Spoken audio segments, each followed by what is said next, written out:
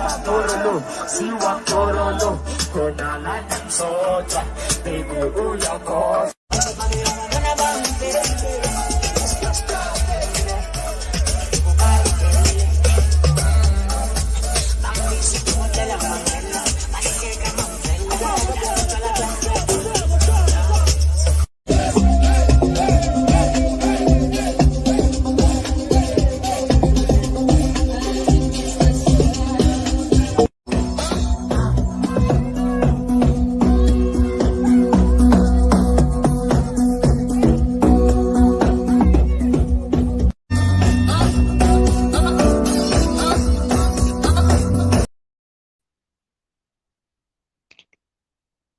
Good day. Welcome to this special presentation by OBD, the Organization of Black Designers, and Harlem World Magazine. I am Keir Worthy, the Executive Director of OBD, and we thank you for joining us from wherever you may be at the moment. We started off today's panel by showing the vibrancy and energy of the new Africa, modern Africa, not the antiquated dark continent from Tarzan and tired old movies that we have come to believe and embrace.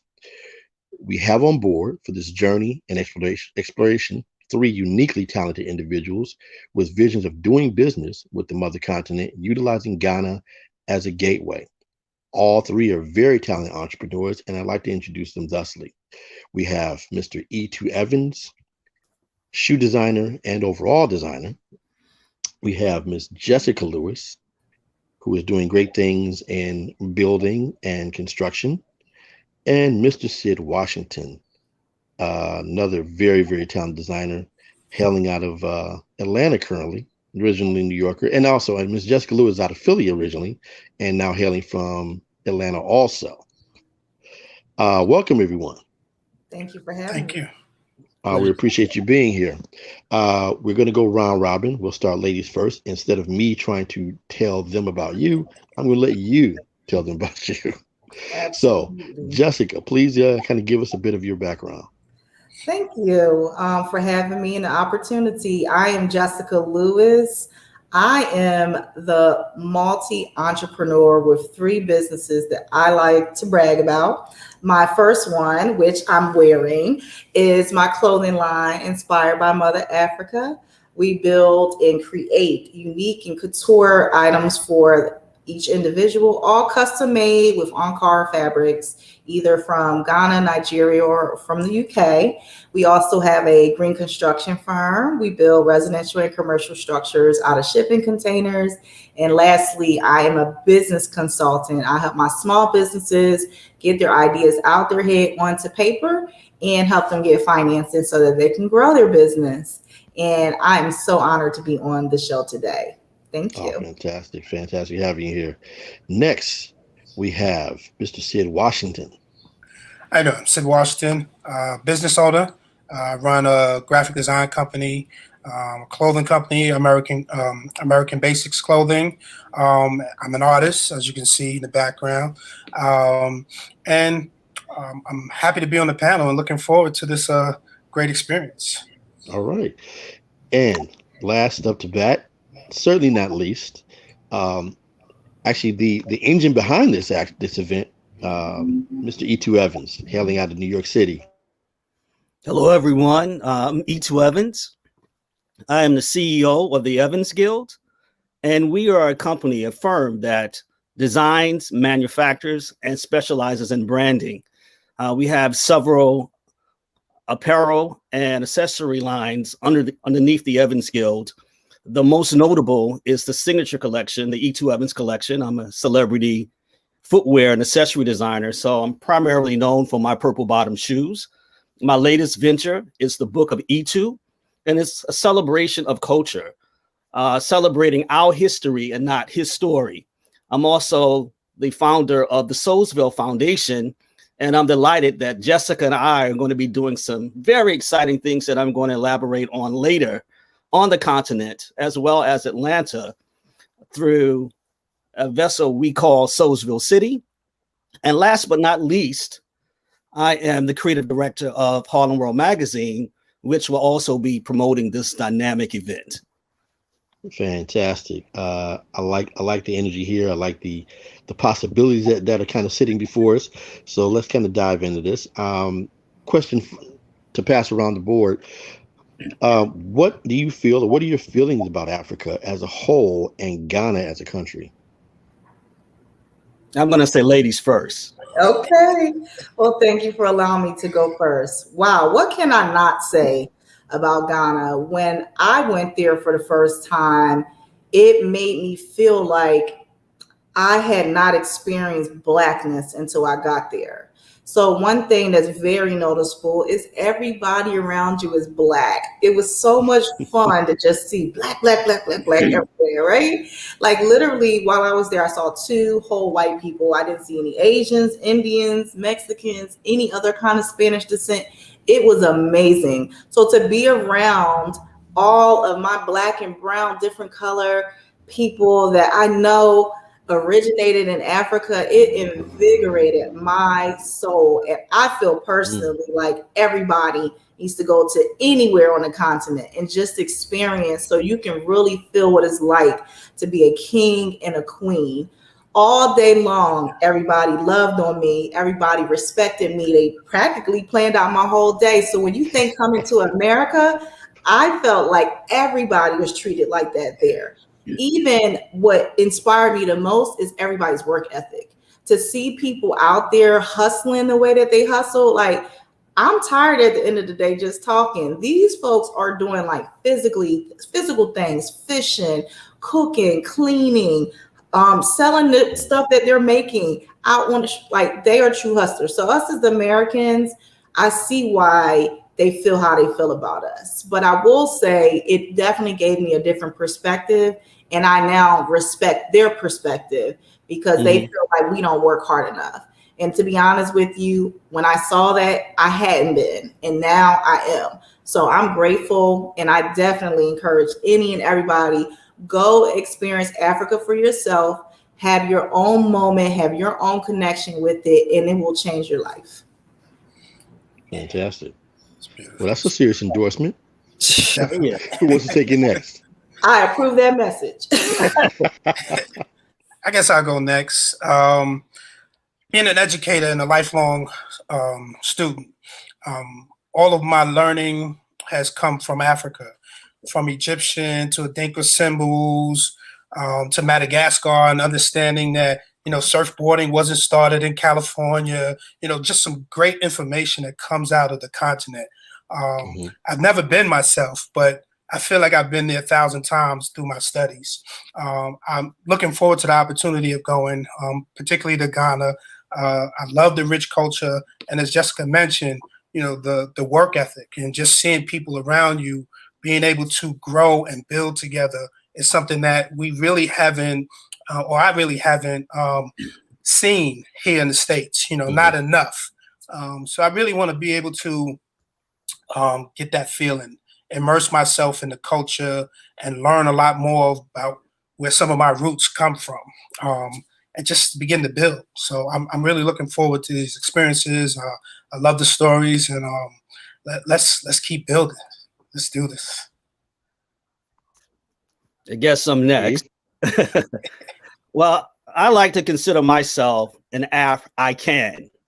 And I tap into that I can because if you've ever stepped onto the continent, you'll realize you're going to embrace and embody a culture that lets nothing stop them. Nothing impedes an African. They'll always find a way, whether it's recycling plastic to create sculptures, automobiles, whether it's taking urine to ignite power.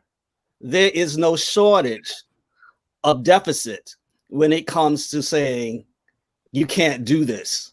An African will always find a way. And that's one of the things that I have adopted in my personal life as a designer and just in general, is to always find a way.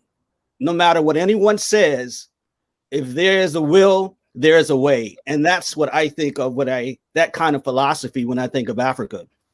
Secondly, I was a consultant at Harlem Textile Works. So it's one thing to teach Indigenous symbols and textiles in an urban environment, but it's another thing to actually be on the continent and realize that over half of the things that you're seeing are actually hand sewn and woven through their looms that they continue to use to date to make the kente cloth.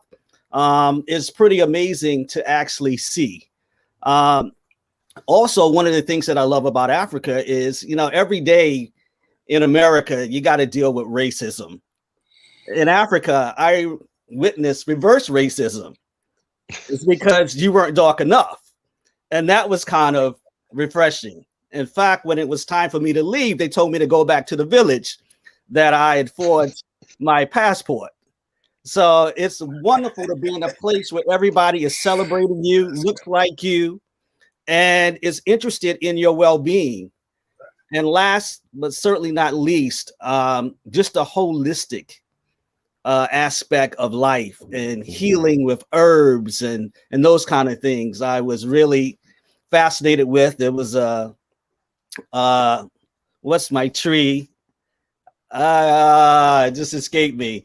But I collect herbs, and I'm always looking for remedies to put on the feet. And that was just interesting to go into the local markets and sit with different traditional healers and not have any side effects and to feel better. So when I think of Africa, I think you haven't lived until you've gone to Africa. After all, it is the mother of civilization. Yes. Fantastic. Now, what piqued or has piqued your interest in Ghana specifically? Is that to me? It's to everyone. Okay. I'm sure everyone has a different take. Something has sparked them that probably didn't spark you. Or Right. I'm going to nominate Sid this time. I really can't say anything in particular with Ghana. I know there's a lot of history with America and Ghana. We've been traveling back and forth there for a long time. I know there was some opportunities with dual citizenship with Ghana. So there's always been in the back of my mind, in the back of my head, this story about Ghana, this friendly country in Africa that was willing to open up their doors to Americans, African Americans, and Black people who wanted to come over and start building. I had heard great stories about their cities, and people would come back and tell stories about how it looked like little New York, like they felt like they were at home in Ghana. So some of those things really resonated with me and really stuck with me, and they really tickled the back of my head, and they said, you need to be there. You need to go there. You need to experience some of these things. You need to live where your forefathers lived, where your ancestors came through. So those are some of the things that really resonate with me and really push me towards Ghana more than any other country in Africa. So I think I would say, just those stories, those memories, those studies that I've gone through have taken me on that trip back specifically to Ghana. Nice. And for me, it was a little different. I actually was prophesied to the previous year of 2017 that I would be traveling internationally and speaking upon what my expertise is. And so we were talking about John Hope Bryant earlier, and he had the Hope Global Forum that he holds every year here in Atlanta. And it just so happened that year I had went to that event. I pretty much almost won the pitch contest that they have for the Women's Accelerator. And while there, I was sitting at a table with a woman who was from Accra. And while there, she said, Jessica, you speak so well, and I really like what you're doing with your business. I travel here from Ghana. And I said, you came all the way from Ghana to come to this event that he holds every year. And long story short, she invited me there as a speaker. And while there, I had all these experiences. I had already had this clothing line that I always wanted to do. My dad came up with the idea. It's called Mr. and Mrs. Boss. While there, I was able to experience these silks like I have on. This is a part of my clothing line. I was also able to meet other textile designers and makers. We went to the marketplaces and all these experiences while I was there had me thinking that that was where my home should be. And so when I was there, it was an invitation, not knowing that it will open the door for so many other things, even with my construction stuff that I do, as well as my fashion stuff that I do. And it just kind of was in alignment with what I asked God for and what I was told was in my destiny, based off my prophecy from one of the prophets here in Atlanta. So it was kind of like a destined journey or destiny journey, I would say, not knowing that it would fall in line like how it has, but I'm grateful, and honestly, Ghana will be my final resting place. So I look forward to that. So you had a higher calling. Yeah, for your interaction with Ghana, huh? It really was. E? Sure. I just want to go on record and say that tree was moringa. I was here racking my brain. It was a moringa I didn't know tree. you were talking about soursop or moringa, but oh yeah, I love soursop as well. But it was actually a moringa tree. I spent a lot of time doing projects through Soulsville in Nigeria, and then we started to move towards Ghana. Ghana actually is a friendlier place, and the government emphasizes that. So by it being so friendly, you saw all of these celebrities and influencers going over for the year of return. But what really accelerated my interest was beyond the return. And beyond the return was a masterclass that was orchestrated by visionary professor and content creator, as well as film director, Eleanor Earl of EL Earl Enterprises. And basically, she brought together the finest content creators on this panel. She had Lamar Rucker from Jacob from Greenleaf. She had Asante Bradford out of Atlanta, RJ Beccaria. I mean, it was a loaded panel of visionaries. And we had over 5,500 people to actually log on to that particular masterclass. And one of the things that was unique about it is that they did a video for it as well. And that video actually placed me in the Ghana web. So when I got introduced into the Ghana mainstream media, I developed a fan base and people started reaching out. It got really exciting. And that project was so successful from Eleanor Earl that she created Beyond the Return. And that masterclass led into her latest, which is All Roads Lead to Africa. So All Roads Leads to Africa, it contains, I wrote some of the names down. Asante is a part of that, the engagement manager for digital media and entertainment for the Georgia Center of Innovation, the Mad Twins Innovation, who are known for their work on the Boondocks and Blackish, RJ Beccaria, Prolific Media Holdings, the Bridge Zone with Prince Apia, and the Creative Arts Council of Ghana. So basically, all of us have formed a collective where we'll be actually curating content via film, music, gaming, etc., for the continent. So it's really exciting. And my vision is to actually open up a footwear manufacturing facility in Ghana. And that's what I'm exploring now, in addition to working with Jessica to create Soulsville City through her container homes. Oh, that's very interesting. Very interesting. To deviate from the line of questioning for a moment, could you elaborate on that project? Sure. I created Soulsville in 2003 in Harlem. And basically, when I was a student at Columbia University, I would just go around. Like Jessica, I had a spiritual decree where I was told prophetically, it's my gift, that I was to go out and help people to step into their destiny. And through the creation of Soulsville, it will allow me, it'll be the vehicle to actually do that. So I would just go around and everybody was like, "E, where are you finding these shoes?" I was like, God tells me where to find them. And Sid can attest to this. Absolutely. I would go all around with a red cart and collect shoes, bring them back to my shoe repair shop. And then I had a boutique beside it on 135th Street. And I would repair those shoes with my team, and we would place them on the feet of first-time job seekers, those individuals coming from Rikers Island who were looking to step into a new destiny and life for themselves. And then we would also give them to local shelters. And then the mission of Soulsville expanded to also be advocates and a siren against sexual trauma, such as sex trafficking and sexual abuse. And we held these really unique artistic exchanges throughout Harlem. Then they moved to New Jersey. We did one in Atlanta where we would have these shoe drives, and I developed something in December called Shoebox Santa. And people would put a check in a box and we would fill them with toys. My vision with Jessica, because I love her, I think she's dynamic, and we formed great professional friendship as well as personal. And we both love excellence and have a heart to empower our people.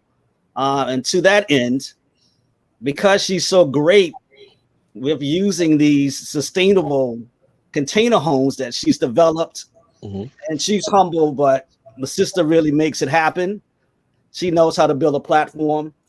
So basically, my vision is to create Soulsville City, the first container philanthropic city. Okay. And basically, it will highlight those designers and entrepreneurs on the continent and be a cross collaborative exchange while providing housing to those victims who've been sex trafficked or who've experienced trauma. So I'll let Jessica chime in, but that's the gist. Yes. I'm going to get your take on that. For sure. And not just that, guys, and you may not know a lot about containers, and you're probably like, what does that have to do with design? Well, this interior we've seen some great container design. It's been really on the rise over the last few years, at least 5 years or so. Yeah. Exactly. And so when you talk about sustainability and the reuse of a product that just normally just sits on a board, we now will have a new use for it in the Soulsville City project. Containers are wind, water, and fireproof. So naturally, they already have a very durable defense.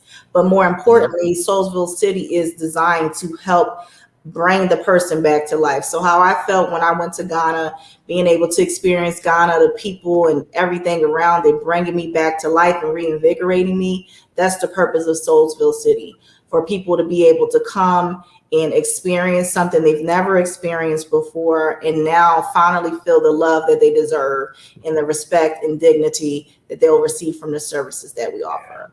So we're very excited about that. Absolutely. Nice. I endorse that message. And our motto is saving souls one step at a time. So that speaks to that reinvigoration that Jessica just elaborated on. Well, you've somewhat answered a bit of this next question, but I'm sure there's more in store. What do you all feel as entrepreneurs that you bring to the business landscape of that country? Sid, take it away, because Jessica and I, we can form a choir. We'll talk all day. Well, I'm a people person. Okay. And as an educator, I love to bring people together and really formulate, those ideas around what people are good at, and helping people kind of navigate, the difficulties in life and showing them different ways of doing things and seeing things. I've been working with E2 for a long time and really developing my skills as a graphic designer as well to communicate stories, to tell someone's story and to give a new life, to a different story, to show it visually and to really make it grow and blossom in the minds of, the customer, the consumer, or whomever we may be helping.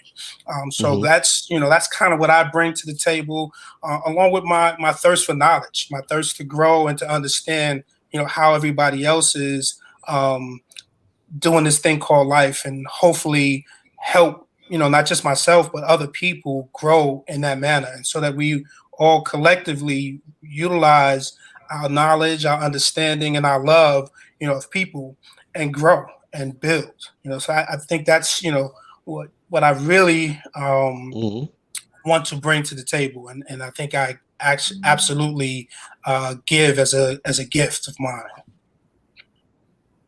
For me, it's simple. The number one thing is training. I feel like people have God-given talents that they already have been not even knowing that they weren't in their purpose. So training to help people reach their purpose. Secondly, entrepreneurship. I don't feel like people should have jobs. That's just my opinion now. But I don't feel like it's the best route because you're making somebody else's dream come true. And when you're able to find what your purpose is, you can make your dream come true. So that's how those two are connected. And then, of course, last but not least, being able to bring these recyclable sustainability practices there.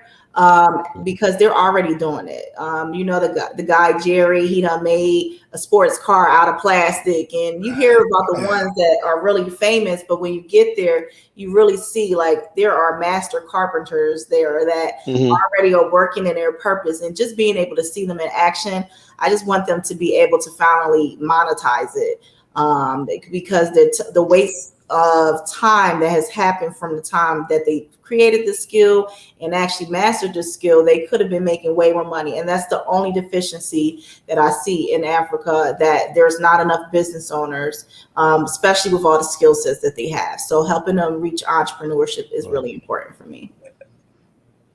Well, I'm a visionary. So one of the things I think out of many that I bring to the table for Ghana as a collective is a portal for visibility. There's so much talent. People are so gifted. And in particular, the African footwear market in Ghana is slated to be $1 billion industry in the next decade. So it's really on the rise. Affordable labor, tremendous raw resources. They just need an outlet for visibility. I mean, out of every 5 people, you're going to find 3 who are masters in what they do, whether it's in the sewing, because you got to realize that most of the clothes that they're wearing is by hand. Yep. Right. So they are tremendous artisans. So there's no lack of talent. So I think just being a portal for visibility is key. I think training and knowledge, I think education and how to do things better. In the beginning, I was not so impressed with the craftsmanship in some of the leather because of the tanning procedures. But in Ghana, their footwear association, it employs over 300,000 people. Yeah. And now because they are looking to be more competitive and leaders, in particular, Ghana, Nigeria, and Kenya are leading the revolutionary footprint for the continent in footwear. Then that's followed up by South Africa, which has a tremendous number of employees as well. So I think a portal for the vision, training, knowledge, education, and cross collaboration opportunities to facilitate that is what I bring to the table. Now, what are the business opportunities that you all have identified there, and how did you go about that? For me personally, I actually, before I went to Ghana, I was in a lot of travel groups. And so it's always good to sometime announce yourself. So I would say, hey guys, I'm coming to Ghana.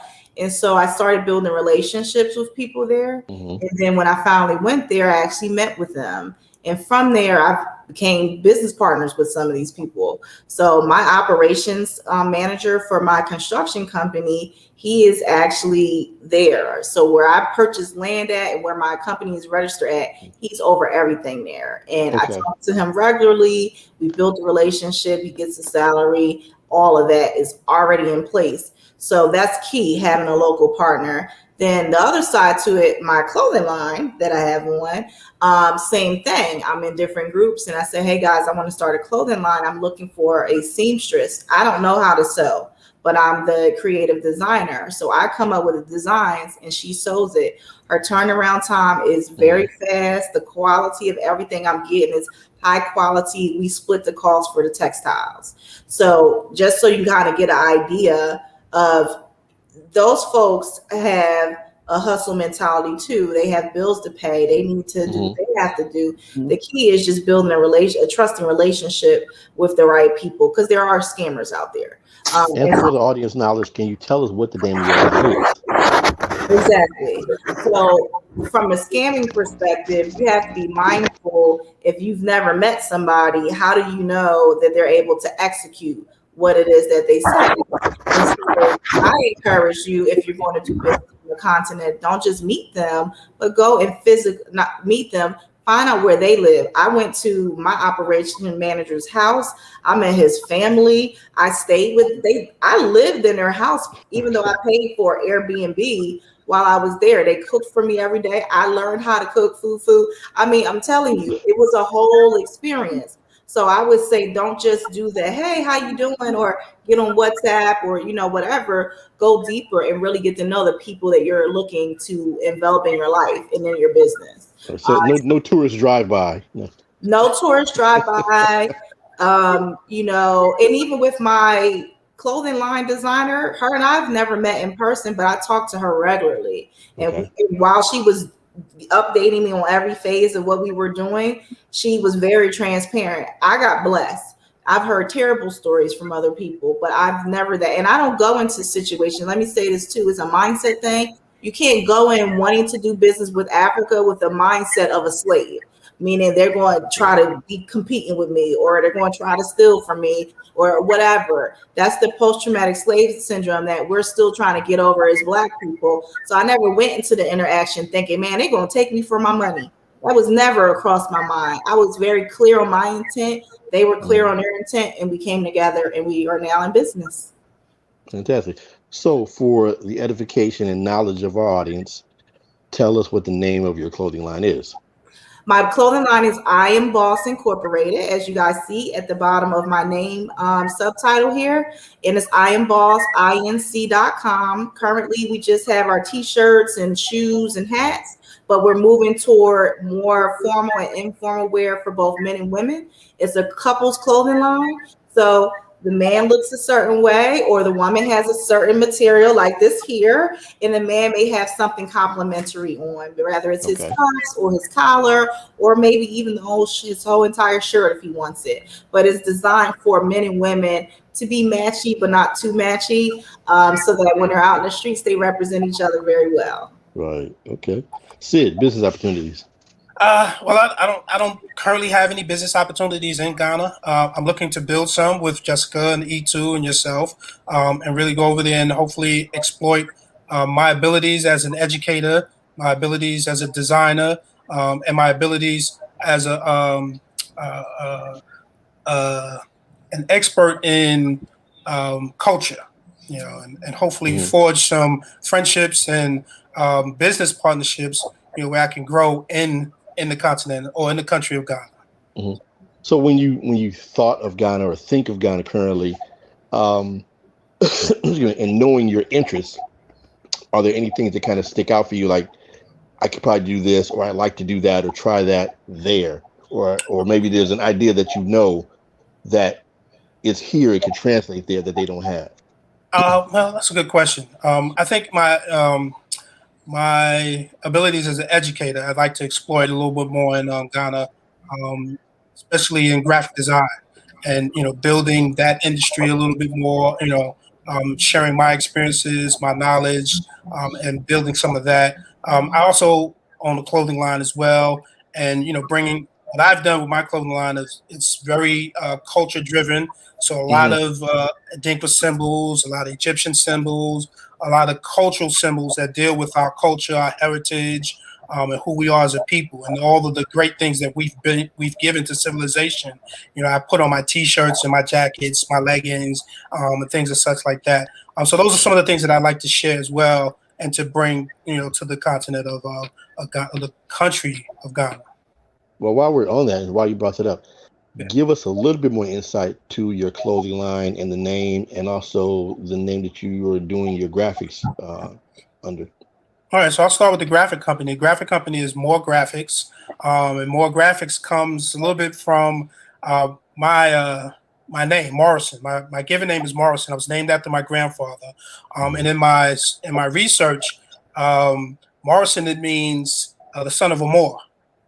So as I do more and more research, I travel back and I go through Spain and I go through Africa and would follow my roots. And so I understand a little bit more about culture. And that's what brings me into symbolism, teaches me a little bit more about the Adinkra symbols and Egyptian symbols. So it takes me in a whole different space. And that actually builds into my clothing line, which is American Basics.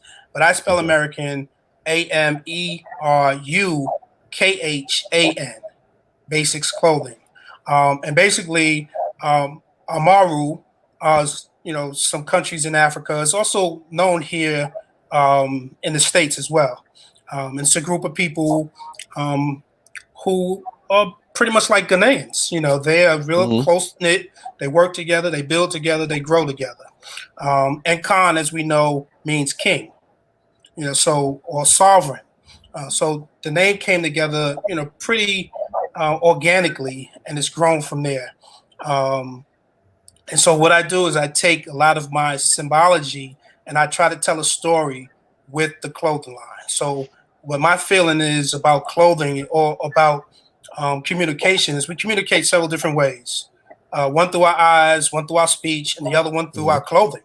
What we wear, represents us 90% of the time. And before you even see someone's eyes, you can see their clothes and you can see what they're wearing. And that tells a story. So for me, that's what I've been doing with my clothing line, kind of telling a story of who we are, what we are, and where we want to be. So I think that's what I, want to bring and see happening a little bit more with myself in Ghana and sharing my experiences and hopefully growing and helping other people grow as well. Okay. Really quickly before we segue, tell us some of the items that you produce clothing wise. I mean, are you doing athleisure? Are you doing, sportswear? Well, I call it streetwear. So I do leggings, t-shirts, jackets, hoodies, the things that we normally in the ethnic communities wear and embrace a lot more. So those things that are easily attainable. So my demographic is not, your person that has a lot of money to spend. I usually deal with people who are really looking to represent themselves with their clothing and people who are not looking to spend a lot of money. Got you. So E2, I know you have probably several targets that you have thoroughly researched. Give us a few of them. Well, I am a researcher, as you know. Very interested in footwear because just the foot, just the symbol of a shoe. And I believe that Africa right now is primed to make a global footprint and take that step of faith to really impact the Western world.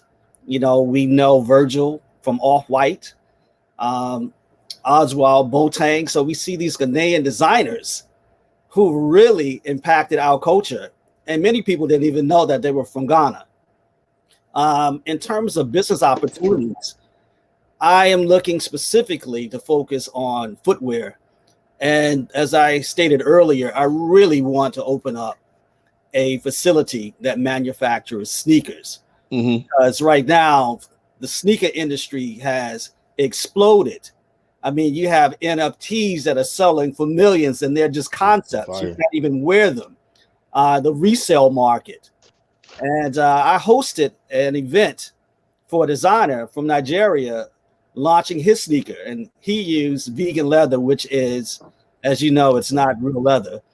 But he sold out. There's a thirst that's happening for Western footwear and accessories. And I did a lot of research and I found that over 60%, of the people are starting to buy secondhand clothing. And I found that really intriguing. And this overall, or this is in Ghana specifically? Ghana specifically. Yeah. Now you'll find people wearing the slits, the traditional long skirt and the kaba, the top. And the guys generally wear smocks, which are the shirts.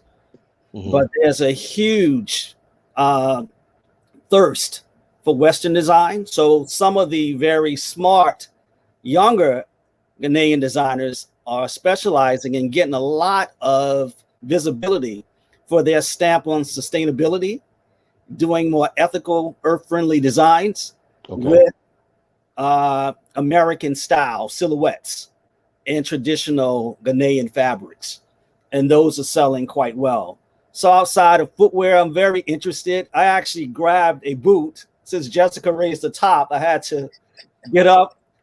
And this is a message that I want to say. It says not for sale, if you can see. Because when people think of designers for color, they always think that it's a discount. We're not for sale. Pay for us like you pay for everything else. So this message for me was heartfelt. You know, you can't use my skin to understand the depth and the gravity of my creative content and ability to produce beyond measure what can blow your mind and rival other brands. When I had my store in Harlem, and Sid can attest to this, we had all of these European and Asian companies coming to knock my designs off, and then I would see them later.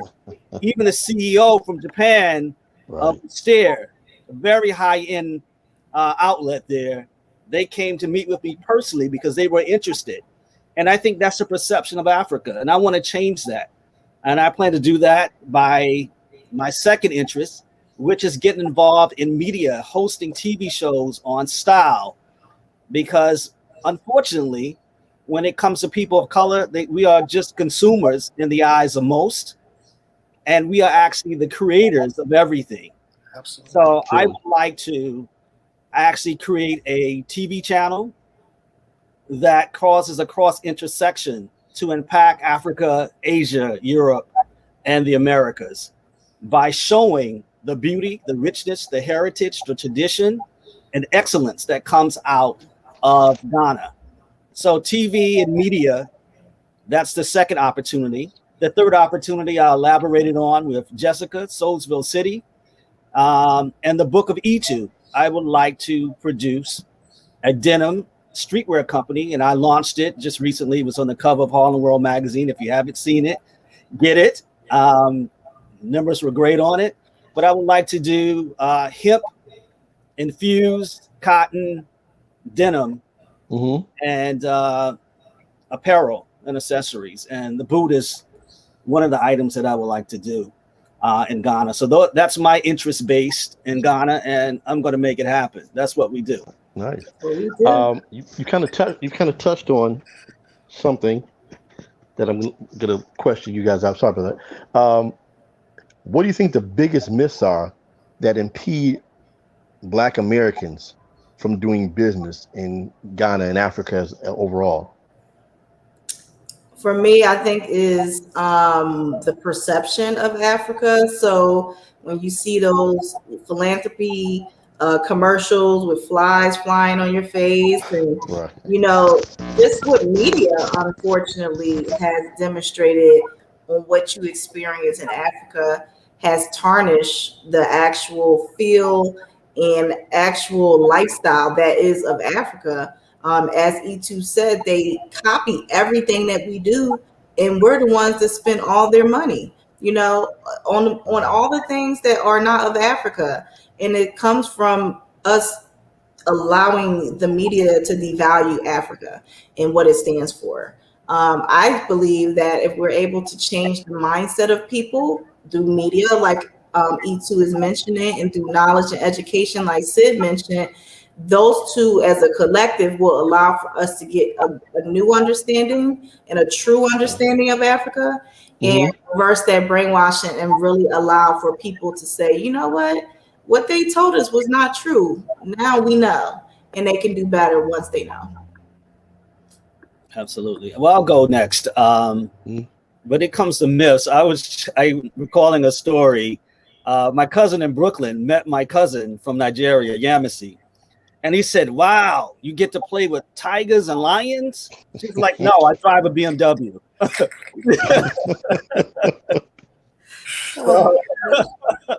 So it's that kind of thing. Everybody, I mean, Africa is not a borough in New York. I mean, it's a huge place with different tribes and ethnicities and cultures cultures. Languages.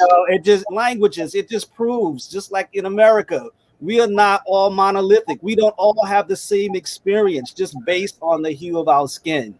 Right. So one of the biggest myths is falling for the okie dokie that you got to fan gnats. Yeah. And that you're going to burn up and you might come out darker than you went in. Africa also has a breeze. It has beautiful beaches.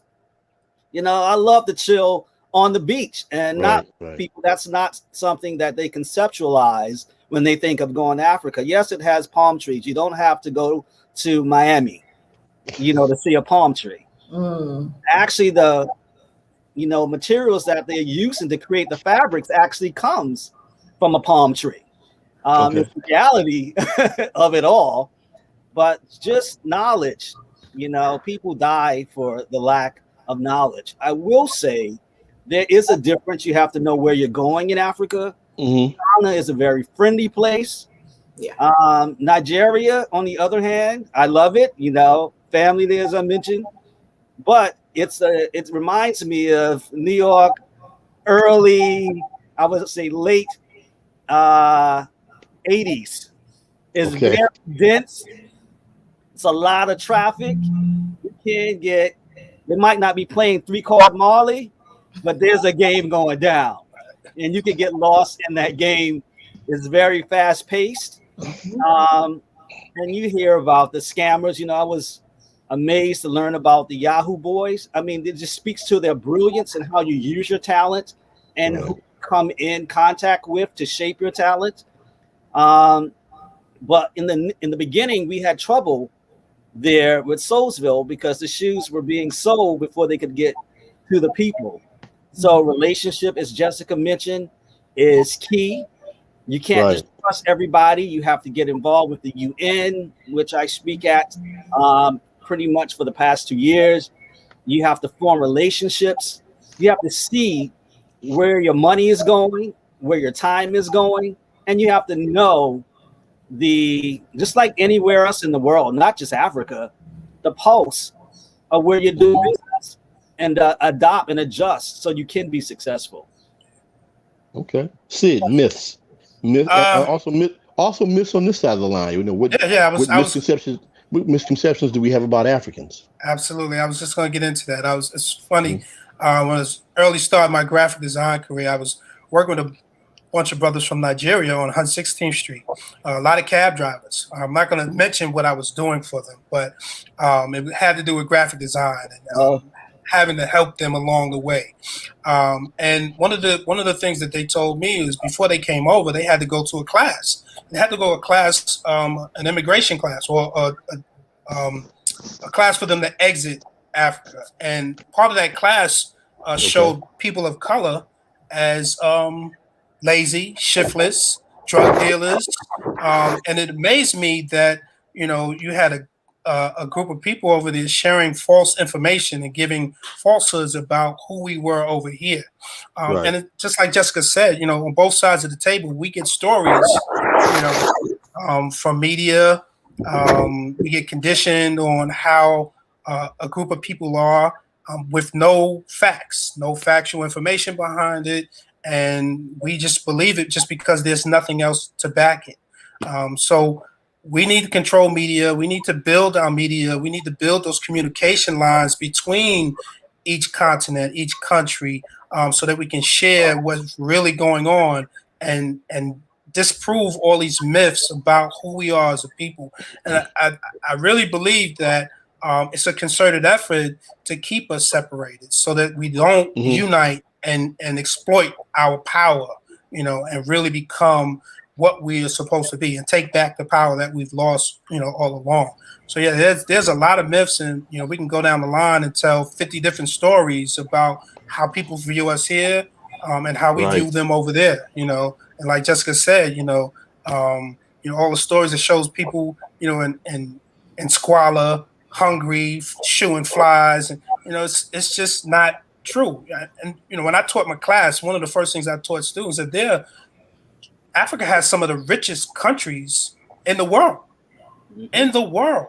So you cannot say that it's a poor nation. It's a poor country, Right. a poor continent. You just have to do your homework. And it's amazing how little our children know and how little they understand, because they still view it the same way we probably did back in the 70s, as a poor nation.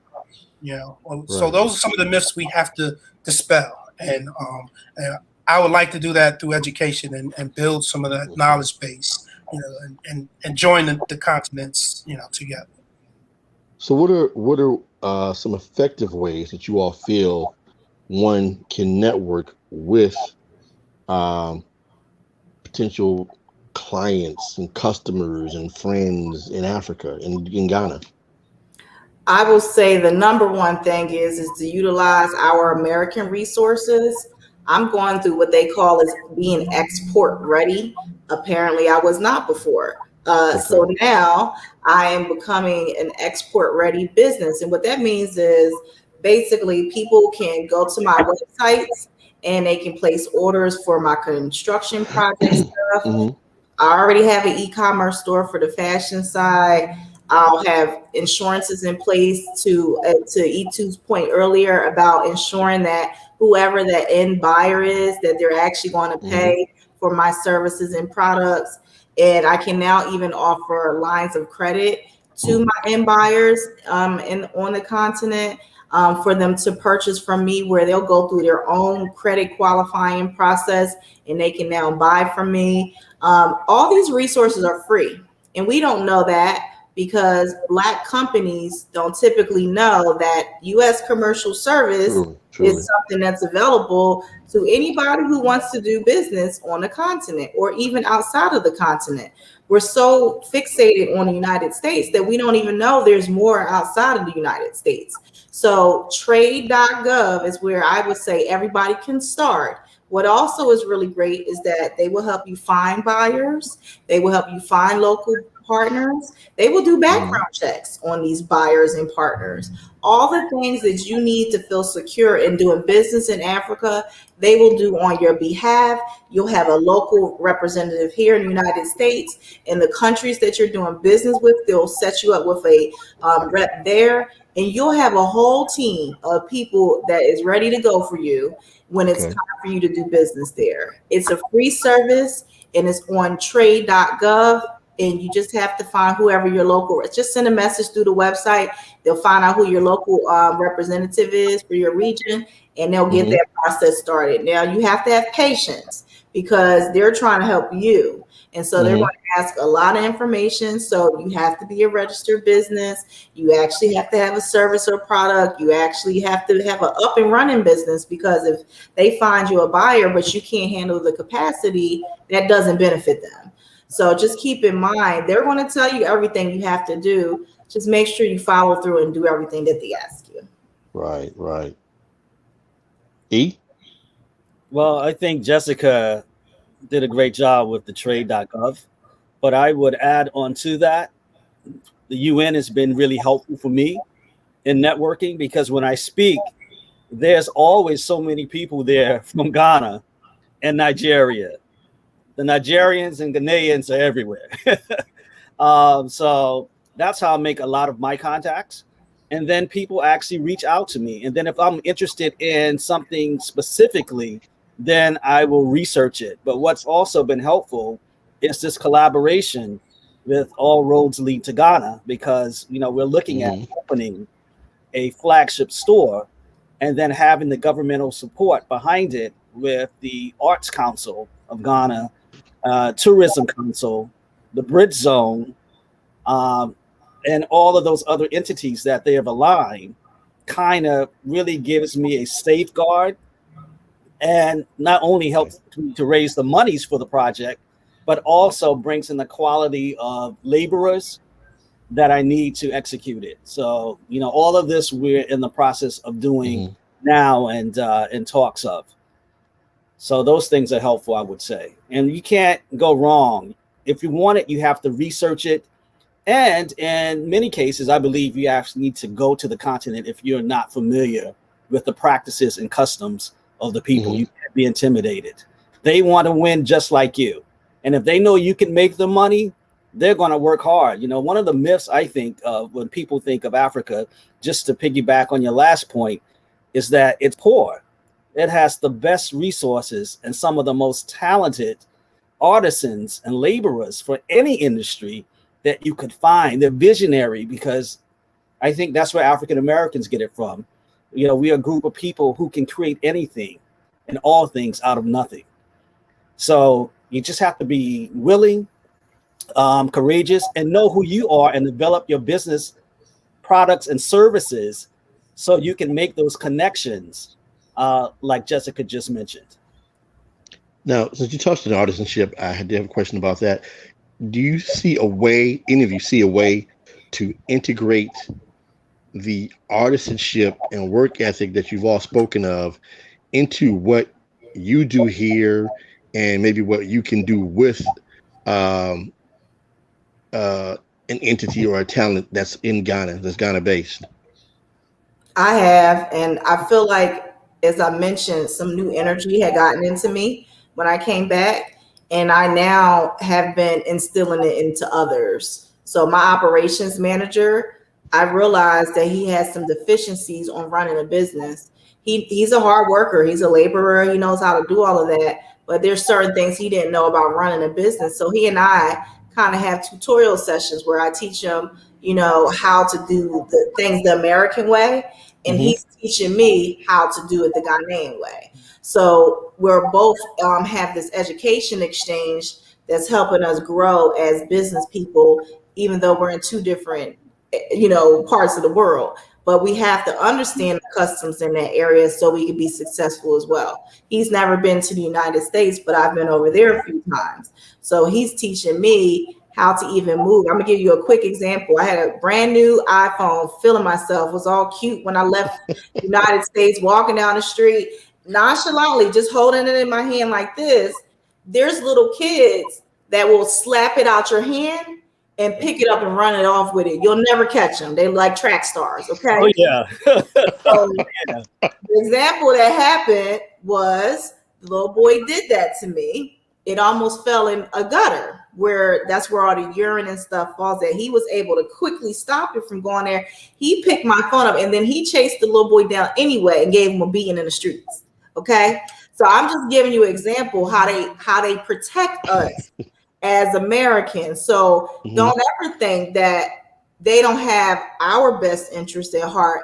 It behooves them to protect us, as E2 mentioned, because it benefits them as well in the long run. If they let something happen to me, then they figure I probably would never do business in Africa, Ghana, wherever, ever again. So there is a mutual benefit and understanding and actual reciprocity in this whole interaction when you're doing business with people on the continent. So keep that in mind. Like, don't sleep on them just because you think there's a language barrier. They're taught English at the very beginning of life.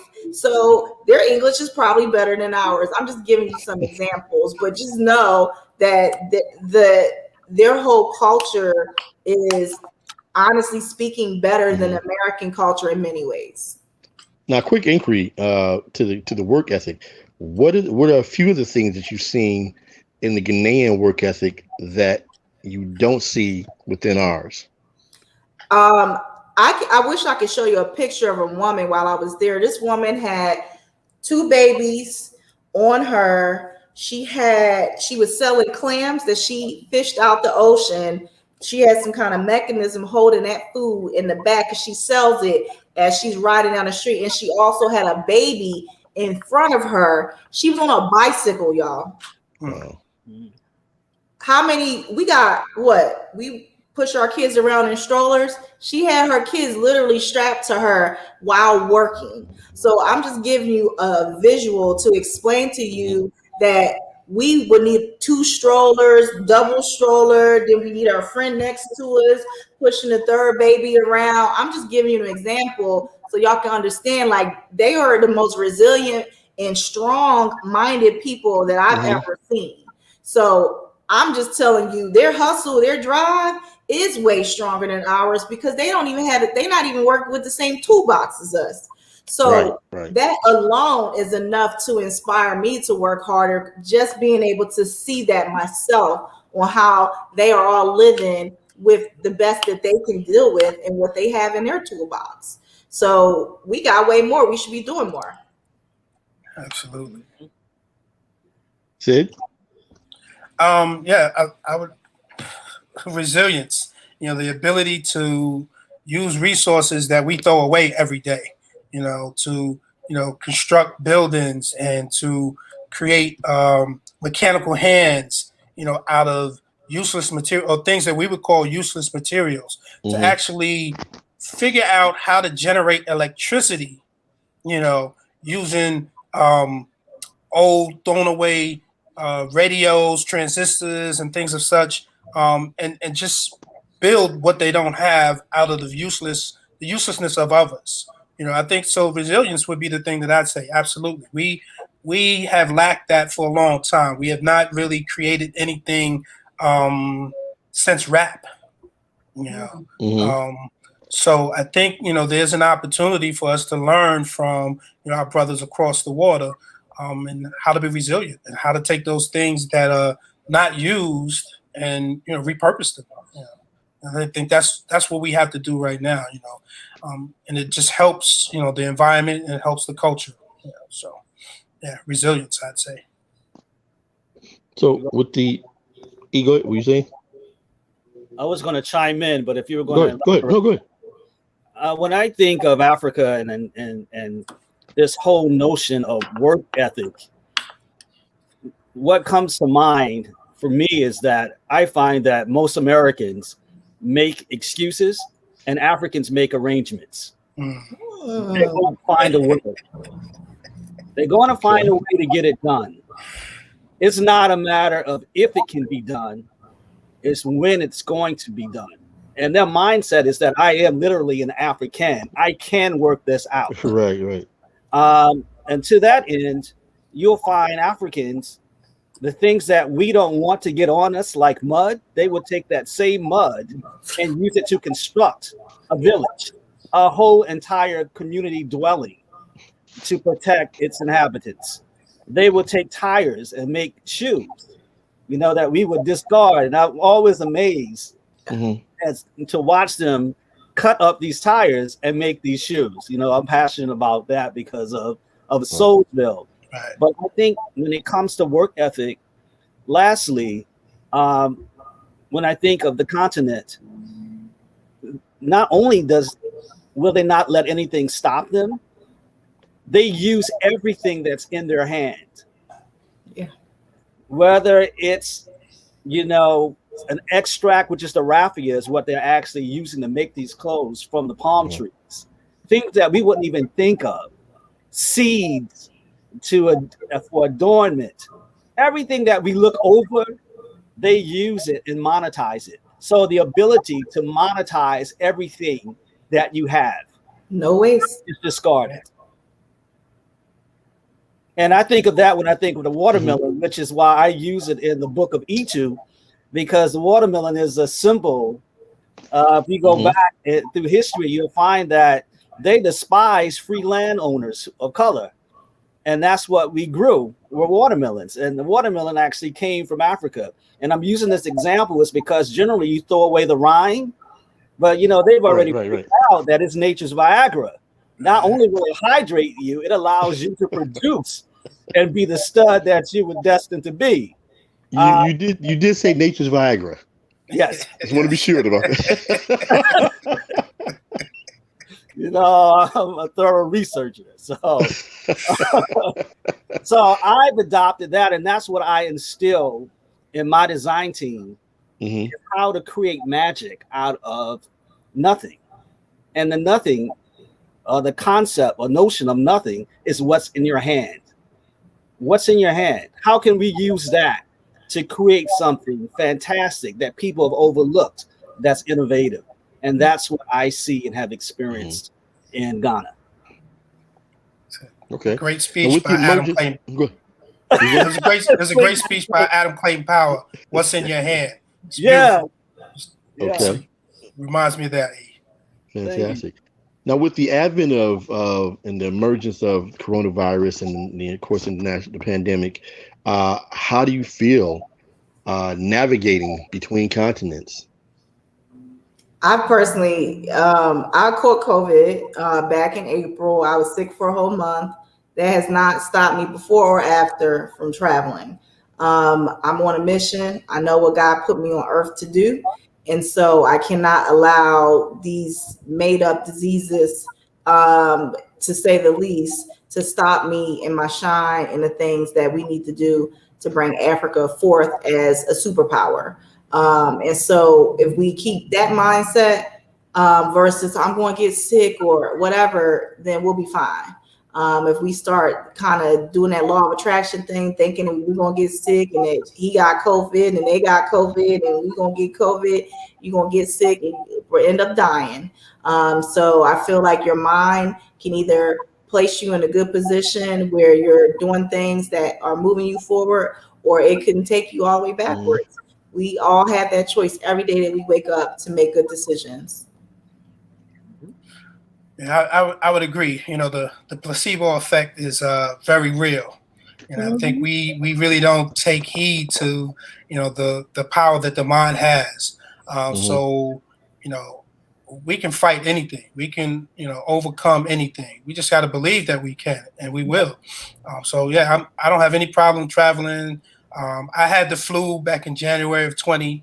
Not even gonna call it the C word. I had the flu back in January of 20. It was a bad flu. I give you that. I've never had the flu before, so it really took its toll on me for a whole week. But I bounced back, you know, and so yeah.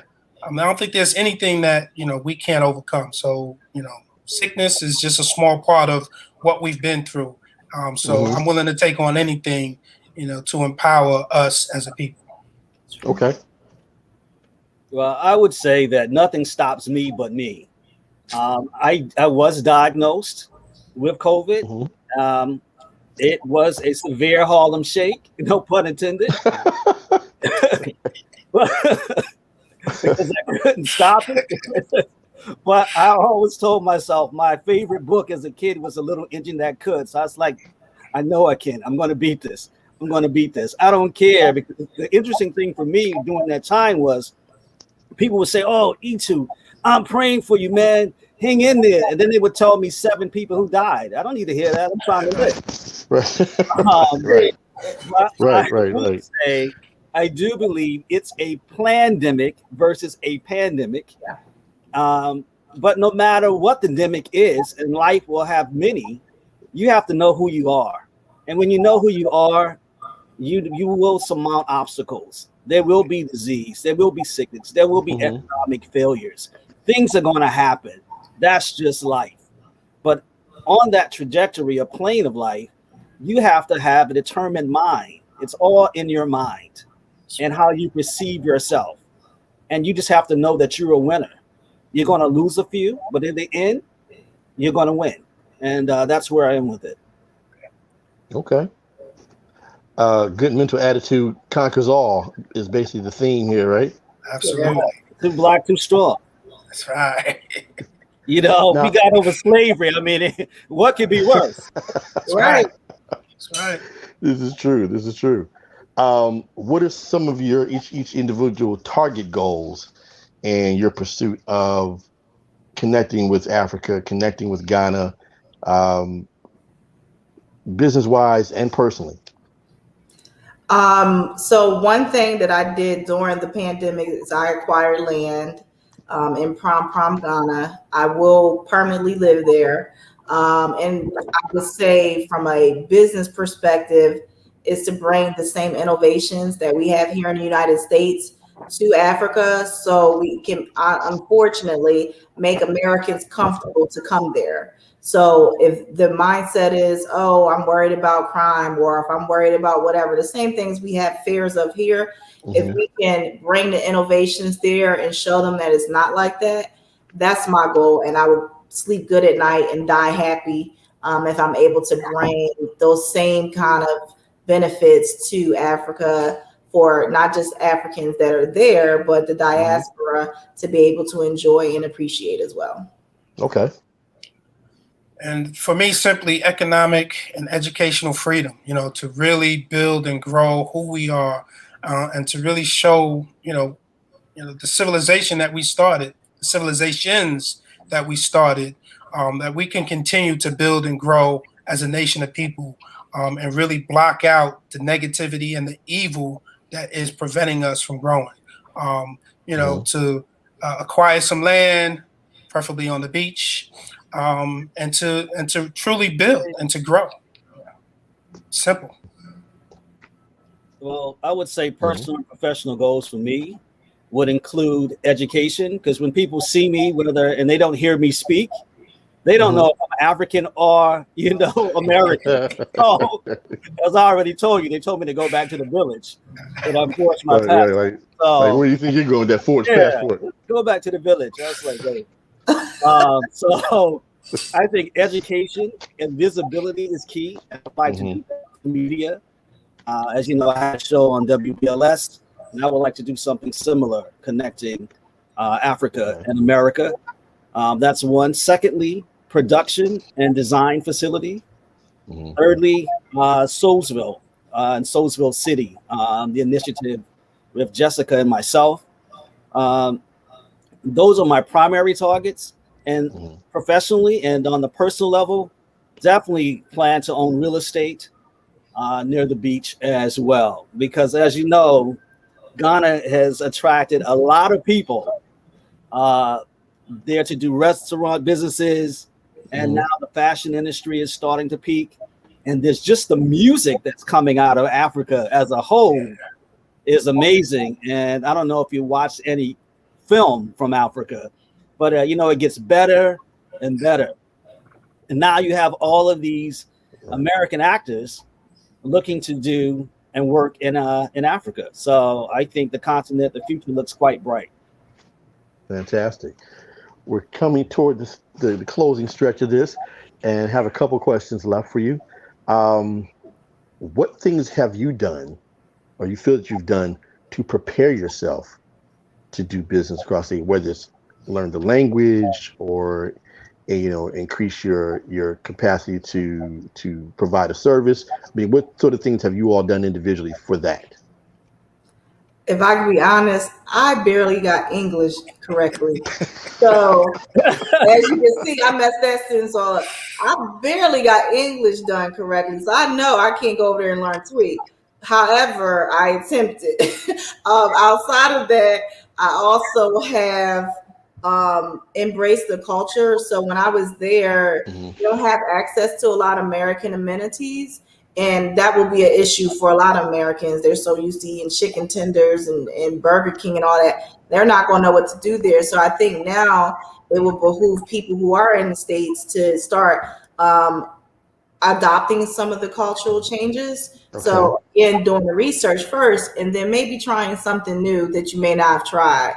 My nephew, he was wearing a mud cloth face mask, and he didn't even know. I said, you know what you got on your face right now? I said, that's tribal mud cloth. He was like, really? Didn't even know. So just things like that. You can make small changes to adopt more of an African culture just by doing a little research. And that's what I've been doing for the last couple of years. Okay. Good advice. And I think simply for me, it's research. I've always, researched, the motherland and understanding it. Through a company that a cousin of mine started, Star Power Collective. We've been interviewing a couple of musicians who come out of Ghana and South Africa on our internet radio show. Really just trying to get an understanding of who people are, what they are, what drives them, what builds them, what moves them musically.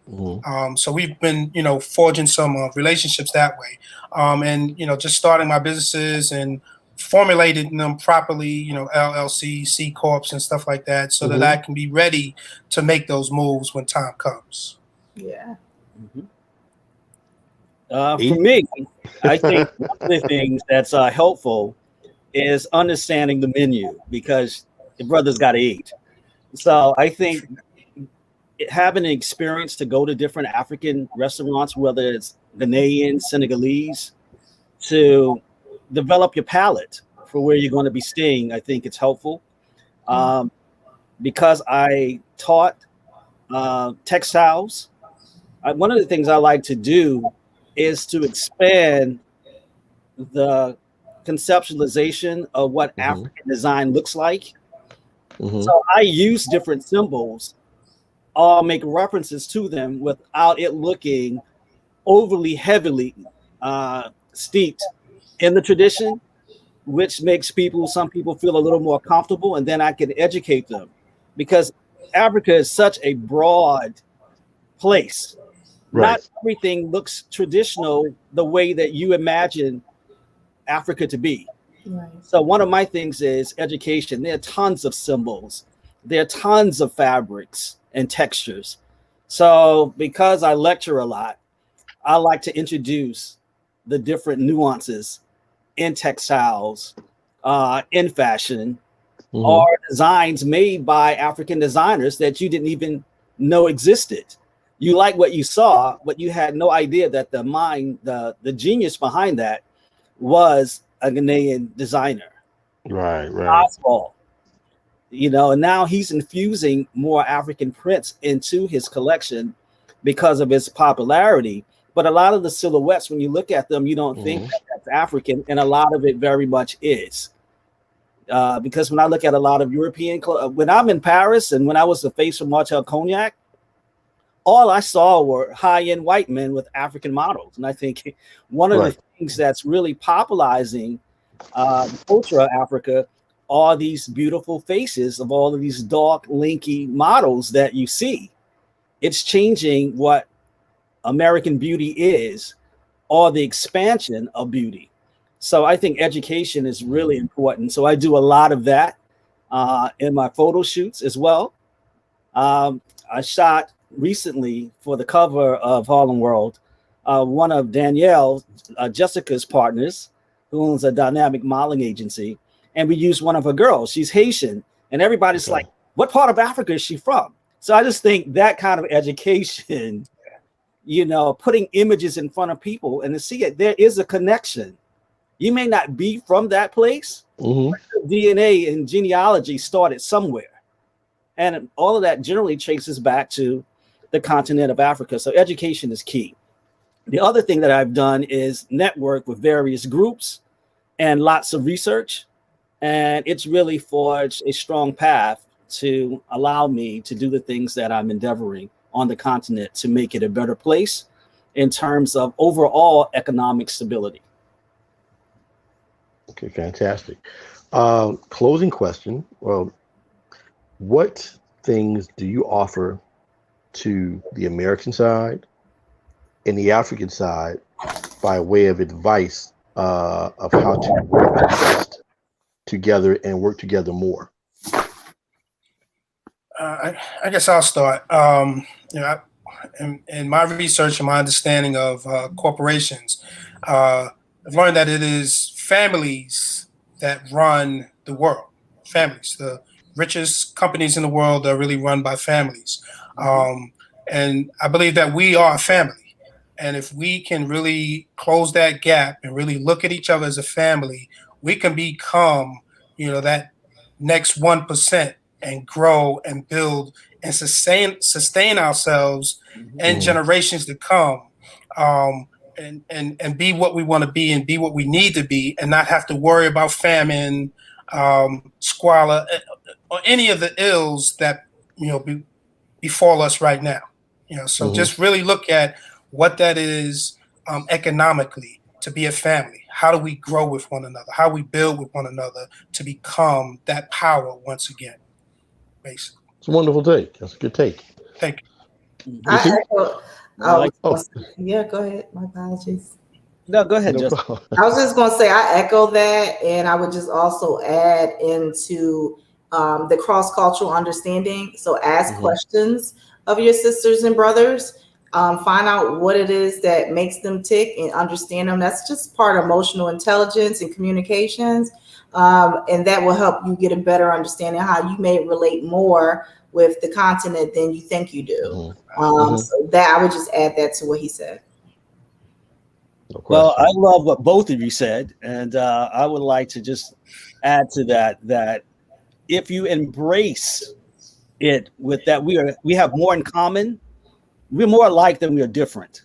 Right. You know, when I looked at that opening clip with the music, you know, I was doing the same thing that was my brother was doing. When we hear music, we Yes. move. It's the Exactly. same thing in Africa. When you see good food, we eat. So I think you should move from the vantage point of what we have in common. So often we let the things that we don't have in common stop the greater good. So realize that when people see you on the street, they might not know that you're not African. They know that you're not European. So embrace your group. And Yeah. I think once you do that, you'll start saying, hey, we have a lot in common. And Mhm. Africans like to make money and they like to look good. So they're no different than us. So as Sid said, we are one family, you know, and for me, Mhm. one of the things that I like to emphasize is that when I'm speaking places, is that we have the Gucci's, we have the Pradas. Whenever I go to find a shoe factory in Italy, and that's where I produce the purple Right. bottoms, they're all families. This Why is true. can't we do the same? Furniture companies, Yeah, they're hoteleries, all etc. family. Yeah. I mean, and they're always teaching the next generation to take the helm to continue that legacy. And I think that we have to get to that place and start developing the I am boss house, you know, the American Basics house, the Evans Guild, the E2 Evans Right. house. And that's how we make life better for people of color overall, because we need to create generational wealth. We have to get past the American mentality that what can I just take for ourselves, because we don't live in this world alone. And once we start doing that, money equals power. When I first started my business, you know, I was a bit dismayed because people would say, each and nobody's and City can tell you this, nobody's going to buy a boot from you for $2,000, $3,000. Nobody's paying $1,000 for a pair of shoes. Well, you do it for Balenciaga, you They do it do it all the time. you do it for Givenchy, you do it for Chanel, you do it for Dior. Why can't you do it for yourselves? Yeah, people go into We hot got to trying to find realize stuff, that you we know. are not inferior. We are the leaders. And now if you don't support us and support me and support Jessica and support Sid, you are bankrupting yourselves. You have to Exactly. change your mentality. Well, you all have made incredible points, especially as far as the family's concerned, as far as buying and supporting black created, black owned products. You know, I mean, think about it. Chanel, family. Like you said, Gucci, family. Mhm. And they didn't get that Louis Vuitton, family. And they didn't get that way because no one supported them. Right. The people who look like them spent their money with them. Right. Yeah, And do they've you remember that? now become, I just wanted to interject. Do you remember with Vibe, they did an article on me, and in that particular issue, Gucci pretty much, and this happens all the time when it happened to Oprah as well, when she went shopping for the Hermes handbag. They don't think you're worthy of the product, but they want your money and they mistreat you. Yeah. Why are we going, spending all of these Right. thousands of dollars to places who don't appreciate our business? right. Exactly. Why are we tipping people like it's a restaurant for bad service? Right. I just don't understand that. And Gucci, in fact, pretty much said that they don't want people of color's money, and we've made Gucci what it is. Right. Same thing with Moet. You know, Yeah, bottom line is that we have come to believe that they're ISIS holders, Yeah. yeah. and Right. we continue Right. to Bottom perpetuate it. shoes. You need Jessica Lewis textiles on your clothes, and you need some American basics, and those are the basics for success. Right. While you sit up in your container crib. Exactly. Exactly. And come to Exactly. Soulsville City and party with me and Jessica That's and right. save some lives of some people. Yeah. Let's get it. Exactly. Get that. Well, you know, there's a young brother, and I don't know if you all are aware of him, out of Ghana. He goes by Ghana. They call him Ghana Baby. His brother named Heard Wody of Maya, WODEMAYA. He's on YouTube regularly, espousing, of course, the virtues of his home country and the rest of Africa, and many of his people, and himself included, talk about bridging this divide that has existed with Black Americans. So I was hoping to snag him for this in time, but we would definitely have Part to circle two. back and do this again right? Right. Exactly. And do Definitely. this Part again two. and continue it on a deeper level. But I thank you all for taking the time. I know you all are very busy and active and trying to make things happen where you are and in your community. So time is precious and is of the essence. So for you to give of it that you have is highly appreciated. And we wish everyone continued success going forward and looking forward to doing this once again. Thank Absolutely. you. You Absolutely. too. Thank Thank you. you. Thank you. I'll make sure Appreciate that we broadcast it on Harlem World and share it with All Roads Lead to Africa. I'm looking forward to Yes. part two. Definitely. No doubt. No doubt. Absolutely. Thank you for the Everyone, opportunity. thank you. And everyone, thank you for watching and Thank you. have a Keith. Thank great you. afternoon, evening, or morning, depending on where you are. Thank you so much, Kier. Peace and blessings. Peace and Peace. blessings. Take care.